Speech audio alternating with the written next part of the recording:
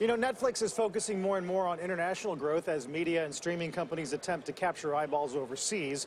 iflix is a subscription video service that's already there. Millions of subs in Indonesia, Saudi Arabia, and Egypt.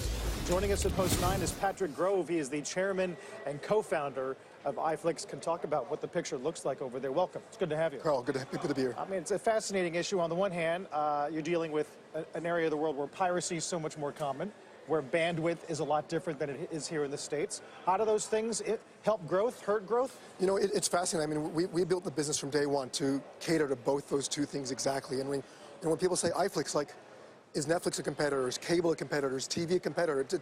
None of those are competitors. Piracy, without a doubt, is our #1 competitor. And you know, when you have digital and physical piracy in 95% of households in those countries that you just mentioned, I mean, that's who we got to be better than every day. We got to build a product that's better than piracy on your phone every day of the week. And you know, and that's the business that we're building. And make it as cheap, right? Exactly. How cheap do you have to make it to compete with the pirated DVD? So you know what's funny? We have a great marketing campaign where it says, whatever's the price of a physical pirated DVD, which is usually about $1.50 US in Vietnam or Thailand and Saudi Arabia, that is the price of iflix per month. So you can go from either getting one pirated DVD or 10,000 hours of the best local shows, the best regional shows, and the best American shows subtitled into your local language. Patrick, what is your relationship with Disney, which very publicly recently is pulling its content from Netflix in a few years to launch its own streaming? Feels like you're building this relationship with Disney, going the other way. So Sarah, you know, we have a great relationship with Disney. We just announced last week that we're launching Disney-branded channels on iflix all throughout Southeast Asia. So, you know, we're proud to say that we're probably one of the only services in the world where we'll actually have a Marvel channel, a Pixar channel. So you'll go to the service, you'll click on Marvel, and you'll see all the great Disney stories from that brand. You'll click on Pixar, you'll click on Disney Kids, and you know, everything from that house of Disney. Like, we're really proud that iflix is the main distribution partner in that part of the world. I mean, I'm sure Disney has different strategies in a different part of the world, but in our part of the world, in the emerging markets, you know, we're proud to be their primary partner. Patrick, you say Netflix isn't a competitor, but international growth very much in their sights. They're going to be a competitor sooner or later.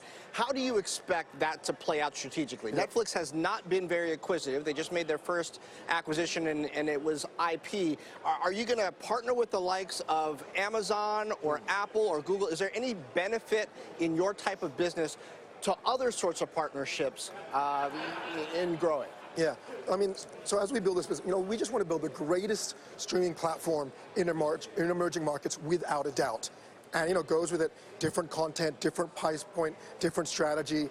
And, you know, some of these companies are great Western brands, and they may or may not be the best partners in these markets. You know, when you look at something like Netflix, they're a phenomenal company. I use Netflix, but, you know, what they're building is a very, very first world product that tells great first world stories with first world storytellers.